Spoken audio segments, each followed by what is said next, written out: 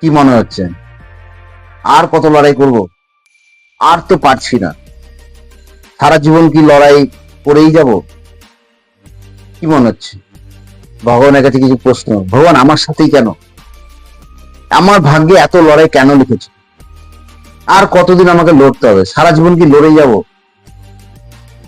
কখনো ক্লান্ত অনুভব হচ্ছে, কখনো মনে হচ্ছে সব ছেড়ে দিই, সবকিছু ছেড়ে দিই, ছেড়ে দিয়ে কোনো নির্জন কোথাও গিয়ে বসে থাকি। যদি এরকম মনে হয় তাহলে এই ভিডিওটি দেখুন।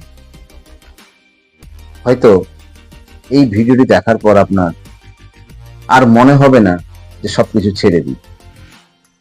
চলুন দেখি।